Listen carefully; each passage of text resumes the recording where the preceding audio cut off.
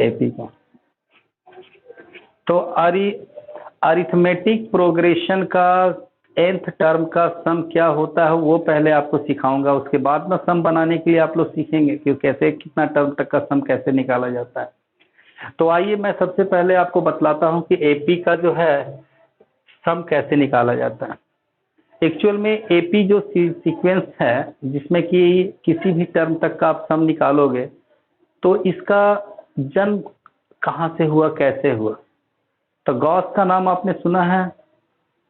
Gauss एक mathematician थे जिन्होंने क्लास 5 या 6 में ही इस फार्मूले को बना लिया, जब वो पढ़ते थे क्लास 4, 5 या 6 में। पूरी तरह से मुझे पता नहीं है, लेकिन 5, 6 का जिक्र आता है, उसी के बारे में बता रहा हूँ। उस क्लास में टीचर आए और क्लास के टीचर ने कहा कि आपको पता है ना, क्लास में टीचर आए और बोले कि 1 से लेकर के 100 तक को ऐड कीजिए। तो सभी बच्चे उसको ऐड करने लगे। तो ऐड करने के क्रम में गॉस ने क्या तरीका अपनाया था, उसने 1, 2, 3, 4 को सीरियली लिखा 100 तक, और फिर उसने उल्टा लिख करके इस तरह से काउंटिंग को उल्टा कर दिया और वो 100 टर्म को उल्टा लिख दिया। और फिर उसने क्या किया कि ईच टर्म को, जैसे मैंने यहाँ आपको दिखाया है 1 से 100 तक, और फिर हर एक टर्म के नीचे उसने उल्टा काउंटिंग लिख दी 100 का, 100, 99, 98, 97, 1 तक।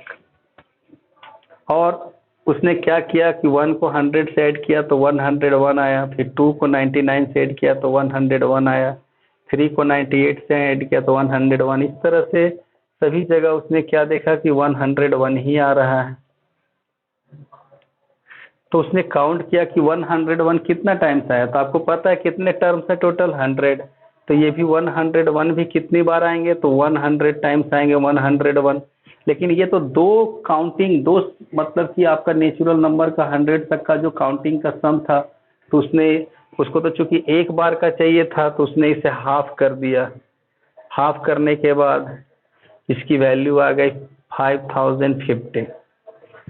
और ये इस तरीके से उसने बता दिया कि 1 से लेकर 100 तक काउंटिंग की जाएगी तो 550 आएगी। तो बहुत शॉर्ट समय में उसने इसको करके अपने टीचर को दिखाया, तो टीचर बड़े अचंभित हो गए, क्योंकि उनको नहीं पता था कि इस तरह से भी किया जा सकता है। तो एपी जो है जस्ट इसी तरह से हम उसके सम को आपको दिखाएंगे कैसे फाइंड करते हैं। तो आइए, आपको एक चीज़ सीखने को यहाँ मिल गया कि 1 से 100 तक को अगर जोड़ा जाए तो कितना टोटल आएगा, तो 5050। शॉर्ट में आप इसको बता सकते हैं। समझ में आ रहा है? ओके। अब मैं आपको एपी का सम निकालने के फार्मूले पे ले जाता हूँ कि कैसे उसको डिराइव करते हैं। उसके बाद आप सम बनाएंगे तो फटाफट बनेगा। सबसे पहले तो आपको ये रिकॉल करना होगा कि एपी का पैटर्न क्या होता है। फर्स्ट टर्म ए होता है, और अगर कॉमन डिफरेंस डी हो तो सेकेंड टर्म हमें ए प्लस डी लिखना होता है। फिर थर्ड टर्म क्या होता है, a plus 2d, a plus 3d plus dot dot dot a plus n minus 1 into d. Nth term हो गया। एंथ टर्म मतलब जिस पार्टिकुलर टर्म तक आप जाना चाहते हैं वहां तक के लिए वो फार्मूला, वहां तक का आपको एंथ टर्म कहा जाता है। अब इसी को अब हम लोग क्या करेंगे, रिवर्स में लिखेंगे। तो ए प्लस एन माइनस 1d, फिर इसके बाद आएगा ए प्लस एक और कम हो जाएगा तो एन माइनस 2d, फिर इससे एक और कम हो जाएगा ए प्लस एन माइनस 3d, फिर एक बार और रिटर्न उल्टा कर देंगे इसको रिवर्स में, तो ए प्लस एन माइनस 4d। तो आप क्या देखोगे, इस तरह से डॉट डॉट करते हुए लास्ट में हमें ए टर्म ए मिलेगा। जब अपोजिट इसका रिवर्स चल रहे हैं हम लोग, तो इसी को जब हम लोग रिवर्स में लेंगे तो हमें कुछ इस तरह से मिलेगा। और अब जो है हम लोग उसी तरह से जैसे गॉस ने ऐड किया था उसी तरह से इसको ऐड करके देखेंगे। तो ए और ए मिल करके ये 2a plus n minus 1d बना।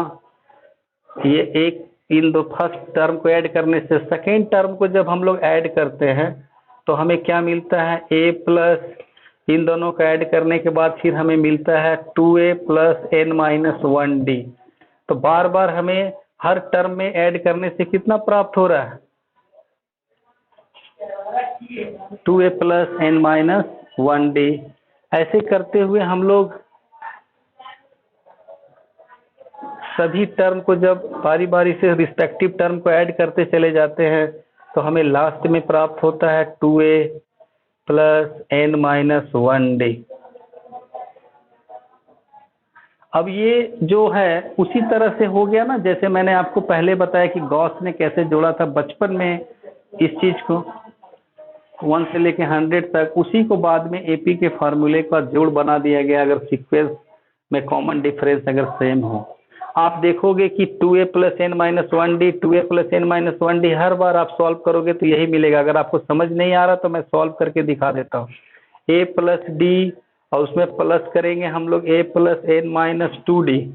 तो देखिए a और a मिल के 2a, इन दोनों से अगर d कॉमन ले लिया जाए तो 1 प्लस n माइनस 2। तो यहाँ देखिए दो में से एक माइनस हो जाएगा तो आपको प्राप्त हो जाएगा 2n माइनस 1d। तो देखिए मैंने जो लिखा है इन दोनों को डायरेक्ट ऐड करके समझ में आ रहा होगा आपको। इसी तरह जब इसको सॉल्व, इन दोनों को जब आप ऐड करोगे तो यही चीज मिलेगा और आप लोग जो है पूरे हर टर्म में आप एक ही चीज को पाएंगे। तो टोटल कितने सारे टर्म हैं हमारे पास? तो यहाँ से यहाँ तक टोटल कितने टर्म्स हैं? तो n टर्म। तो आपको n से मल्टीप्लाई करने की जरूरत हो जाएगी इनको एक ही साथ। तो ये पूरा का पूरा n टर्म से जब मल्टीप्लाई कर दोगे तो टोटल का सम दोनों सीक्वेंस का हो जाएगा। लेकिन हमें तो सिर्फ एक सीक्वेंस का सम चाहिए, ऊपर वाला हो चाहे नीचे वाला, तो इसको 2 से डिवाइड करना है। तो आप क्या देखोगे कि जो हमारा Sn था वो जब दो इसको हम लोग ऐड करेंगे तो 2Sn बन गया, क्योंकि ये उल्टा लिखो चाहे सीधा लिखो तो Sn ही रह जाएगा। ऐड करने के बाद ये 2Sn बना। अब Sn का वैल्यू जो है ये 2 मैंने नीचे ला दिया, तो ये AP का ऐड करने का टोटल फार्मूला हो गया कि किस तरह AP के टर्मों को ऐड किया जाए। ये आपके पास क्वेश्चन कोई भी हो, जैसे सपोज करो आपके पास है 1/15 1/12 1/10 ये दिए हुए हैं, आपको फाइंड करना है सम ऑफ 11th टर्म, मतलब सम to 11th term, 11th term तक का आपको सम फाइंड करना है। तो आपको तो ये पता है कि ये एपी में है। अब इसमें फर्स्ट टर्म हमारे पास है 1/15, n की वैल्यू हमें कितनी लेनी है 11, और कॉमन डिफरेंस के बारे में बात करेंगे तो 1/12 से 1/15 को माइनस करके देखा जाए तो सॉल्व करने से ये 1/60 आएगा। आपको समझ में आ रहा है ना 1/60 कैसे आया, ये करके दिखाना होगा। वेरी गुड, आप लोग इतने भी नादान नहीं है, ना समझ नहीं है कि नहीं समझ पा रहे होंगे। अब इसमें S11 निकालनी है, तो आपको यहाँ पर n की जगह में 11 पुट करना है। तो ये बनेगा 11/2, 2 इंटू a की वैल्यू 1/15 माइनस प्लस n की जगह में 11, देखिए n की जगह में 11 मैंने पुट किया, इंटू d की जगह में 1/60। अब इसे हमें सॉल्व करना है और देखना है कि इसका क्या आता है रिजल्ट, वही हमारा सम होगा। तो हर चीज आपको क्लियर दिख ही रहा था। चलिए अच्छी बात है।